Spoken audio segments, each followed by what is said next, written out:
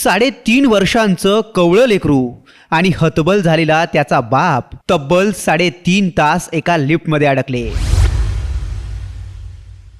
लिफ्टमधली स्मशान शांतता, श्वास घ्यायला येणाऱ्या अडचणी, बाहेरून आपल्या लोकांचा कानावर आदळणारा खटाटोप, भूक, तहान, कसलीच नसलेली सोय आणि जगण्याची पुसट झालेली आशा, अशा कितीतरी अडचणींवर मात करत या बाप लेकाने तब्बल 3.5 तास मरणाशी झुंज दिली आहे. त्यांचा एक एक मिनिट एक एक तासापेक्षा भयंकर होता. अशा नरक यातनेतून हे बाप लेक सुखरूप बाहेर पडलेत. या घटनेनंतर लिफ्ट कंपनी विरोधात गुन्हा दाखल करण्यात आला आहे. पण या बाप लेकांचा जगण्यासाठीचा संघर्ष कमालीचा होता. लेकराला मांडीवर घेऊन जगण्याच्या आशेनं CCTV कॅमेऱ्याकडे पाहणाऱ्या या व्यक्तीचा हा फोटो प्रचंड बोलका आहे. इच्छा असूनही लेकराला या संकटातून बाहेर काढता येत नाहीये याची हतबलता त्या बापाच्या चेहऱ्यावर स्पष्ट दिसते. काळजात धडकी भरवणारी ही घटना मुंबईच्या कांदिवलीत घडली आहे. कांदिवलीच्या चॅलेंजर टॉवरमध्ये या बाप बेट्यावर काळ धावून आला. फोटोत दिसणाऱ्या या व्यक्तीचं नाव अजिंक्य शिंदे आहे. अजिंक्यच्या मांडीवर आपला 3.5 वर्षांचा आर्यवर झोपलाय. 6व्या मजल्यावरून अजिंक्य आणि आर्यवर खाली निघाले. पण वाटेतच म्हणजे पहिल्या माळ्यावर हा धक्कादायक प्रकार घडलाय. ही घटना अजिंक्यचे वडील आणि आर्यवरचे आजोबा शशिकांत शिंदेंना कळाली. शशिकांत शिंदे हे रिटायर्ड पोलीस महानिरीक्षक आहेत. त्यांनी तातडीने घटनास्थळी धाव घेतली आणि त्यानंतर त्यांच्या मुलाबरोबर आणि नातवाबरोबर जे घडलं तो थरारक घटनाक्रम त्यांनी स्वतः सांगितला आहे. आज घडलेली अत्यंत गंभीर घटना आपणास सांगत आहे. मी चॅलेंजर टॉवर या 1, 2, 3, 4 असे टॉवर आहेत. त्याच्या 1 नंबर टॉवरमध्ये 604मध्ये मी राहतो. आज दुपारी 3:30च्या दरम्यानची घडलेली अत्यंत गंभीर घटना. माझा मुलगा अजिंक्य शिंदे आणि माझा नातू आर्यवर शिंदे हे 6व्या माळ्यावरून हे खाली उतरत होते. लिफ्टने, ओटिसची लिफ्ट होती, ओटिस कंपनीची. या लिफ्टच्या स्मॉल लिफ्टमधून खाली उतरत असताना 1 नंबरच्या ठिकाणी ही लॉक झाली, तिथे बंद पडली आणि बंद पडल्यानंतर तिकडं आरडाओरडा झाल्यानंतर मी आहे तशा कपड्यानिशी पळत खाली गेलो. 1 नंबरपर्यंत पोचलो, 1 नंबरच्या फ्लोअरपर्यंत.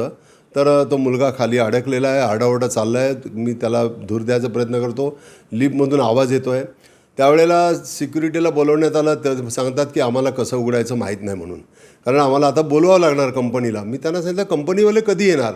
ते म्हणे कंपनीवाले तर आम्ही त्यांना सांगितलेलं आहे, ते मला कुठून येणार ते तर सांगा. मग काही वेळाने सांगतात की ते मालाडवरून येणार आहे. ते निघाले का सांगा. मग तोपर्यंत माझे मिसेस वगैरे ते धावत आले, तिथे थांबले. मी पुन्हा कसं जसं या सिव्हिअर अस्थमाचा पेशंट मी आहे. मी गेल्या 2-3 वर्षापूर्वीच मला लाईफ डेंजर आलेलं होतं. अशा परिस्थितीत कसा बसा त्या 1 नंबरवरून परत खाली उतरत गेलो. खाली जाऊन बघतो तर सिक्युरिटी सांगतात की आता आम्हाला काय करणार, आम्ही तर बोलवलेलं आहे. मग मी त्यांच्याकडून नंबर घेऊन त्या कंपनीच्या लोकांशी बोलायचा प्रयत्न केला.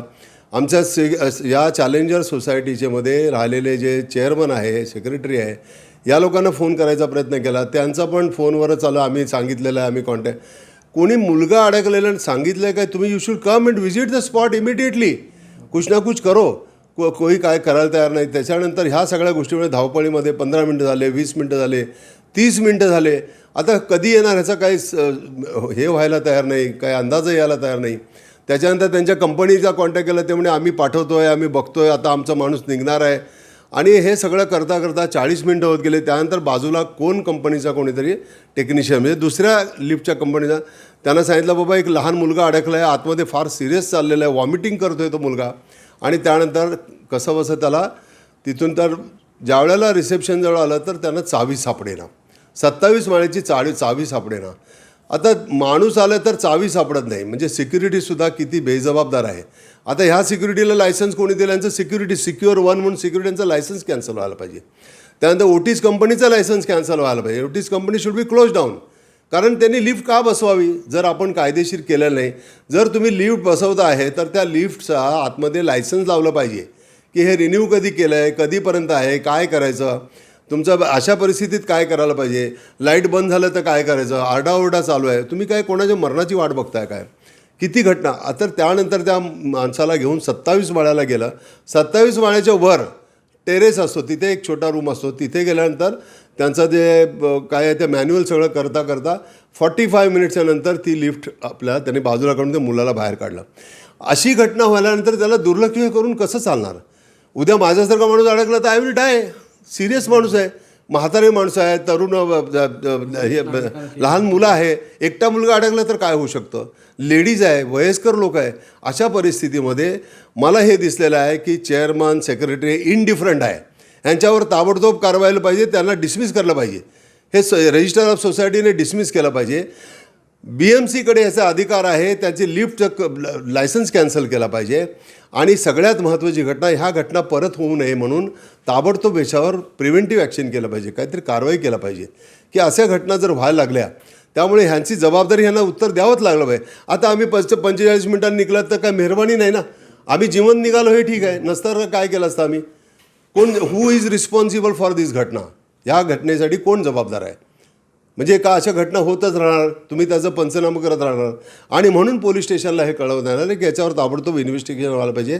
या लोकांना सगळ्यांना नोटिसच इश्यू व्हायला पाहिजे आणि त्यांची जबाबदारी फिक्स व्हायला पाहिजे की ह्या घटनेला जबाबदार कोण आहे. यांच्यावर सिव्हिल दावासुद्धा आम्ही करणार आहे, याच्यात सोडणार नाही, कारण ह्यांचा लाईफचा प्रश्न आहे आमचा. सर, याच्यामध्ये कोण कोण आरोपी आतापर्यंत झालेले आहे, त्यांचं नाव? हे बघा, आम्ही याच्यामध्ये चेअरमन, सेक्रेटरी आणि त्यानंतर सिक्युरिटीचा जो माणूस आहे त्याने जे काम केलेलं आहे आणि ओटीस कंपनी, ह्या लोकांना आम्ही यांच्याबद्दल कारवाई करा म्हणून सांगितलेलं आहे. आता पुढे इन्व्हेस्टिगेशन आणि तपासाचा भाग आहे. तपासामध्ये काय निष्पन्न होत आहे, कारण आमचं काम आहे घडलेली घटना कळवायची.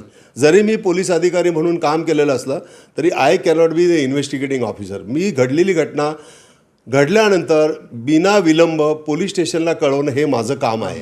ह्याच्याकडे आम्ही दुर्लक्ष केलेलं आहे की घटना घडली 4 दिवसांनी कळवलं असं नाही, ताबडतोब कळवलेलं आहे. याच्यावर कारवाई व्हायलाच पाहिजे.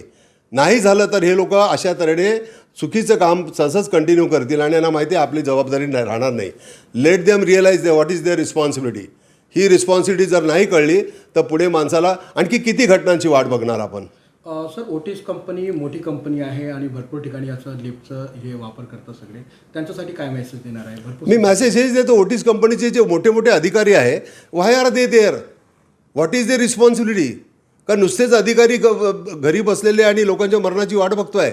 नाही तो मत चलावा कंपनी. मोठी कंपनी म्हणजे काय? मोठी कंपनी छोटी कंपनी नाही आहे. कंपनी हे आहे की whether you are responding, what is your response time. घटना घडल्यानंतर किती वेळामध्ये, माणूस मेल्यानंतर आल्यानंतर काय अर्थ आहे? What is your responsibility. एवढी मोठी कंपनी ताबडतोब बंद व्हायला पाहिजे. I will go against them in the court also. देश विदेशातील प्रत्येक घडामोडींचे लाईव्ह अपडेट मिळवण्यासाठी आता साम टीव्हीच्या सर्व सोशल मीडिया प्लॅटफॉर्मला लाईक, फॉलो आणि सबस्क्राईब करा. तसंच सर्व नोटिफिकेशनसाठी बेल आयकॉन प्रेस करायला विसरू नका.